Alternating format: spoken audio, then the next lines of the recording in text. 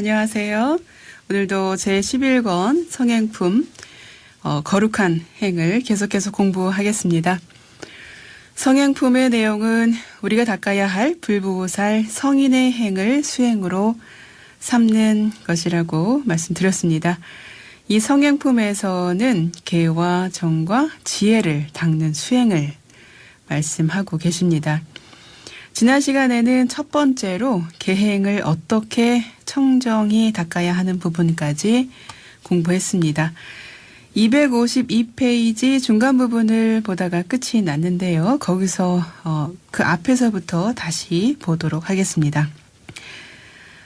네, 보살이 이 조그만 계율에까지도 견고하게 수호하려는 마음이 금강과 같으며 보살 마하살이 사중금이나 돌길라 아주 가벼운 죄까지도 소중하게 여기고 견고하게 생각함이 차별이 없으며 보살이 만일 이렇게 굳게 가지면 곧 5가지 계율을 구속하리니 이른바 보살의 근본의 업인 청정한 계율과 앞뒤의 권속인 다른 청정한 계율과 나쁜 깨달음이 아닌 각 깨달음의 청정한 계율과 바른 생각을 수호하여 지니는 생각의 청정한 계율과 안욕따라 삼맥삼보리로 회양하는 계율이니라. 가섭이여 이 보살 마하살이 또 2가지 계율이 있으니 첫째는 세상에 가르치는 계율을 받으며 둘째는 바른 법의 계율을 받음이니라. 보살이 바른 법의 계율을 얻은 이는 마침내 나쁜 짓을 하지 아니하고 세상의 계율을 받는 이는 백사갈마를 한 뒤에야 얻느니라. 또 선남자야 2가지 계율이 있으니 첫째는 성품이 중한 계율, 즉 성중계이요. 둘째는 세상의 혐의를 쉬는 계율, 식세의혐계이니라. 네, 이와 같이 보살은 계율을 수호하고 지키는 것을 앞에서 전 시간에 배웠던 내용을 보면요. 보살은 계율을 수호하고 지키는 것을 바다를 건너는 사람이 분황을 사랑하고 아끼는 것과 같이 해야 한다고 말씀을 하셨습니다.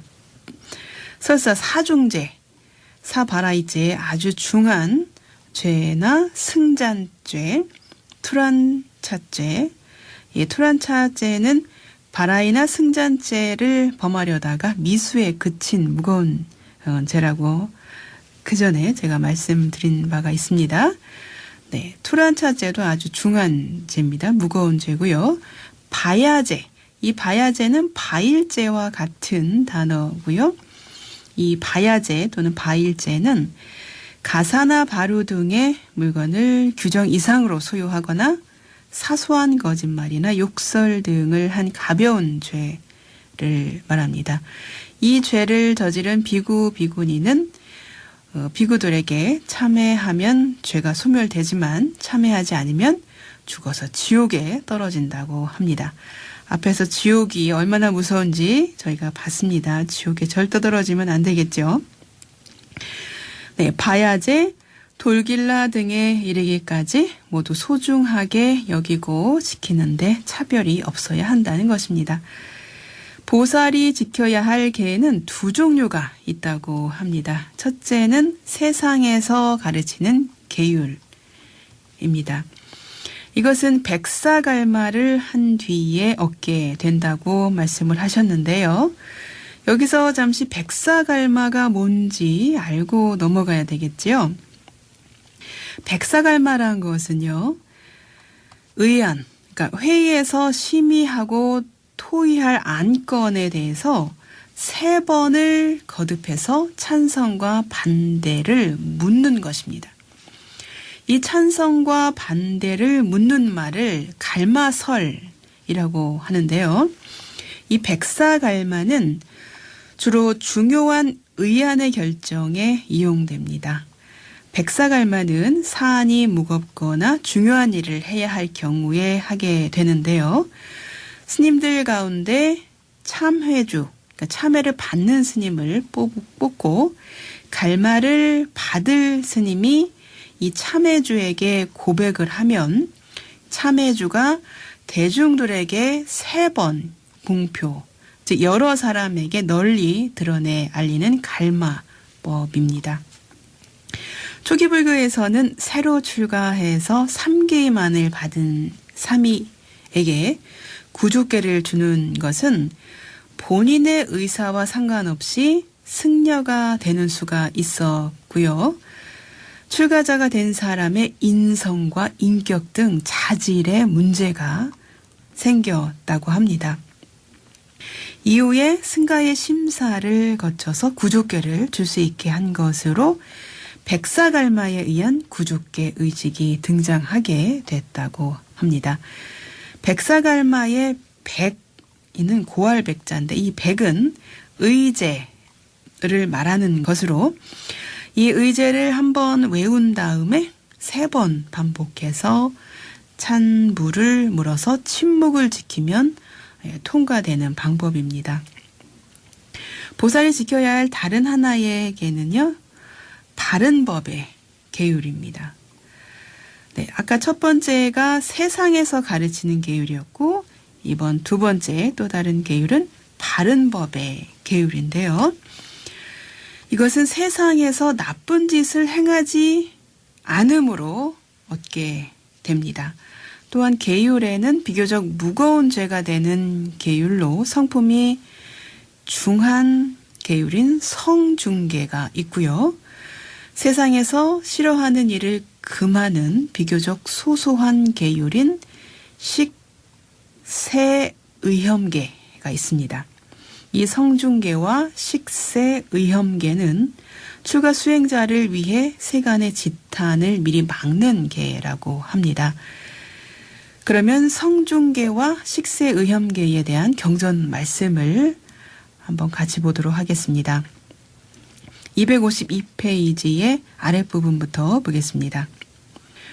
성품이 중한 계율, 성중계는 4가지 계율을 이름하며 세상의 혐의를 쉬는 계율, 곧 식세의혐계는 장사하면서 가벼운 저울이나 작은 말로 사람을 속이거나 다른 이의 세력으로 인하여 남의 재물을 뺏는 것이나 해롭게 하려는 마음으로 결백하고 성공할 것을 파괴하거나 불을 켜놓고 눕는 것이나 집과 전장을 마련하고 곡식과 나무를 심거나 살림을 유지하려고 가게를 내는 일을 하지 아니하며 코끼리, 말, 수레, 소, 양, 나귀, 닭, 개, 원숭이, 공작, 앵무, 공명조, 구라기, 늑대, 이리, 범, 표범, 고양이, 살쾡이, 돼지, 딸.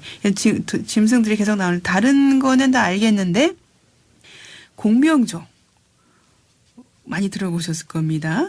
이 공명조는 한 가지 공자에 목숨 명자에 3조자를 써가지고 꿩의 일종인데요.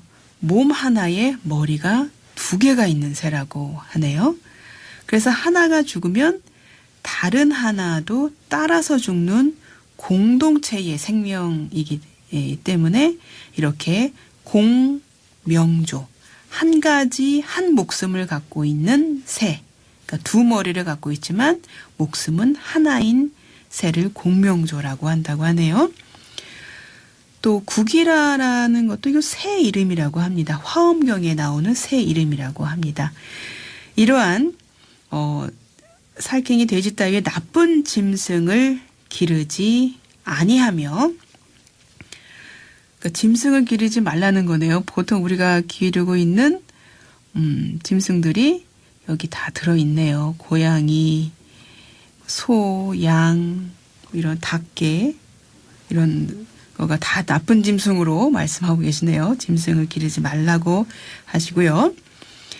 사내 아이, 계집 아이, 남자, 여자, 노비, 아이종 따위를 두지 아니하며 금은 폐유리, 파리, 진주, 자거, 만호, 산호, 옥, 보패 따위와 구리, 백통, 주석 따위로 만든 그릇과 담요, 전, 털붙이 옷이나 온갖 곡식, 쌀, 밀, 보리, 콩, 기장, 조, 벼, 삼이나 날로 먹고 익혀 먹는 기구를 받지 아니하고 하루에 한 번 먹고 두 번 먹지 아니하며 걸식하거나 대중에게 먹는 것으로 만족하고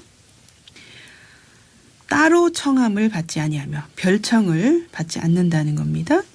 고기를 먹지 않고 술을 마시지 않고 오신채를 모두 먹지 아니하므로 몸에 더러운 냄새가 없어서 천상 사람과 세상 사람들의 공경하고 공양하며 존중하고 찬탄함을 받으며 적당하게 먹고 풍족하게 받지 말며 의복은 몸을 가리울 만하고 출입할 때는 항상 가사와 바루를 가지고 다녀서 여의지 말기를 새의 두 날개와 같이 하며 뿌리에서 나는 것, 꼭지에서 나는 것, 종자에서 나는 것들을 저축하지 말고 보배광, 금은, 음식, 고방, 이 고방은 광이라고 하는 뜻이죠.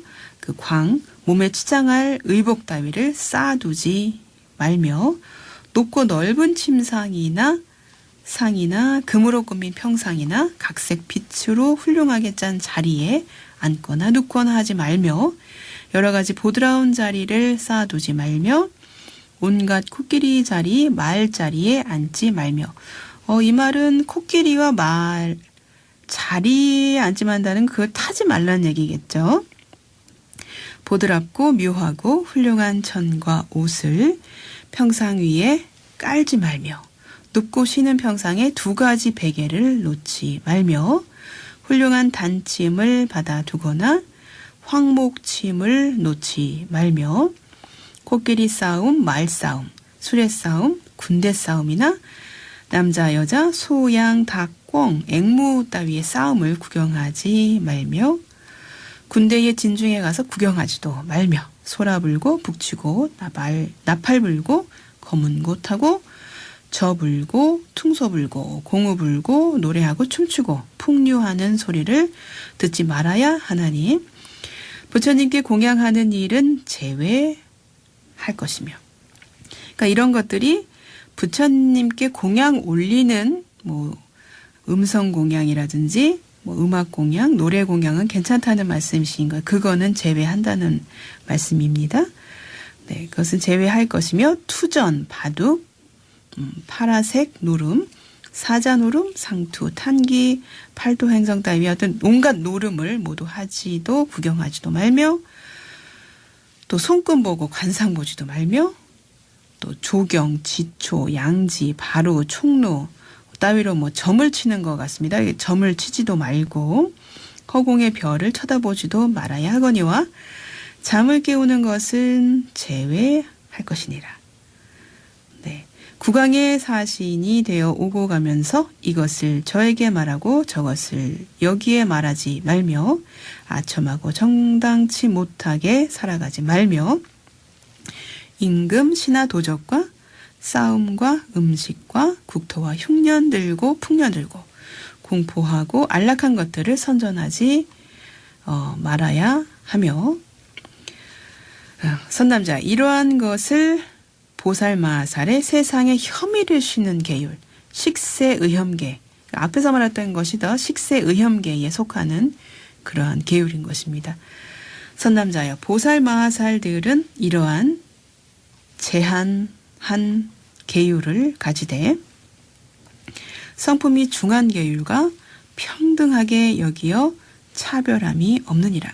굉장히 소소한 지켜야 할 것들이 굉장히 소소하게 느껴지지 않습니까? 하지만 이런 소소한 것들이라도 성품이 중한 계율, 성중계와 거의 같이 꼭 지켜야 한다고 말씀하고 계시는 겁니다.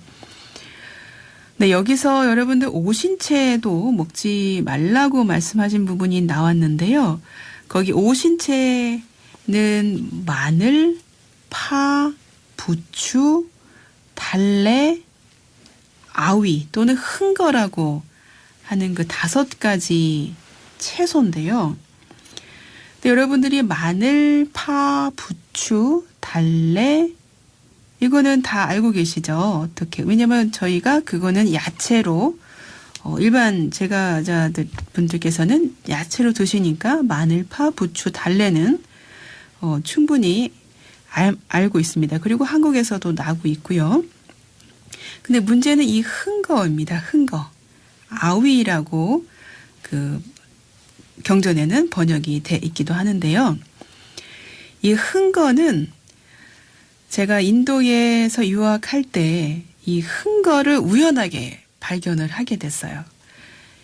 이게 힝이라고 하는 파우더인데요. 지금도 혹시 인도 가게 되면 힝 파우더를 달라고 해보세요. 그러면 이 흥거 파우더를 구하실 수 있으십니다. HING 힝입니다. 힝. 흥거할 때 흥을 약간 발음은 힝으로 발음하시면 안 잊어버리시겠죠? 힝 파우더를 달라고 하시면 되는데 이 맛이 약간 양파 맛이 납니다. 그래서 양파 가루. 우리나라에서는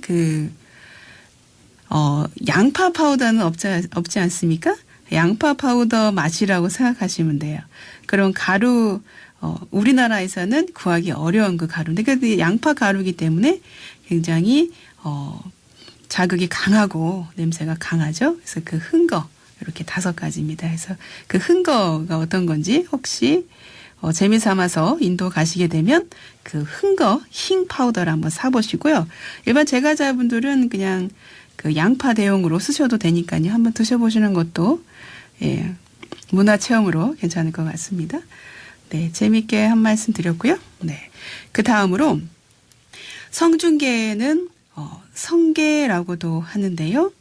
이 성중계는 사중금, 사바라이제라고도 하는데 살생, 투도, 사음, 망어 이렇게 사바라이제와 같이 본질적으로 그 일 자체가 악임을 경계하는 계율입니다.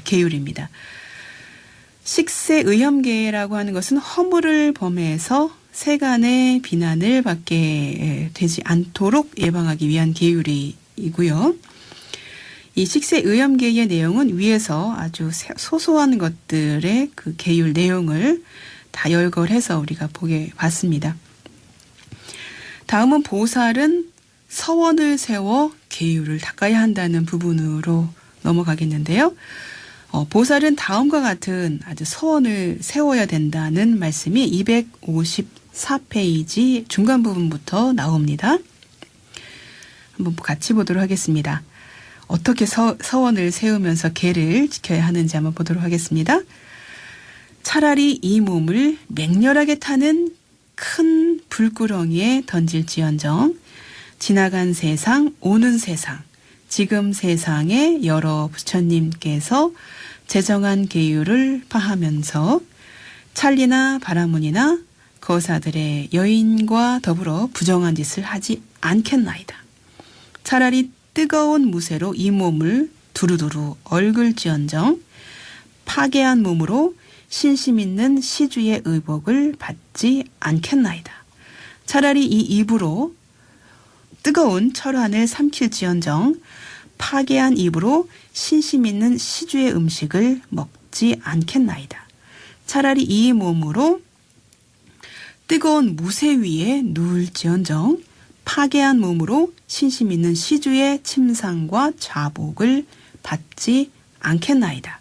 차라리 이 몸으로 300자루의 창을 받을지언정 파괴한 몸으로 신심 있는 시주의 의약을 받지 않겠나이다. 네, 오늘은 여기까지 마쳐야 되겠습니다. 부처님의 유언을 마음에 새기며 오늘의 경전 공부를 마치겠습니다.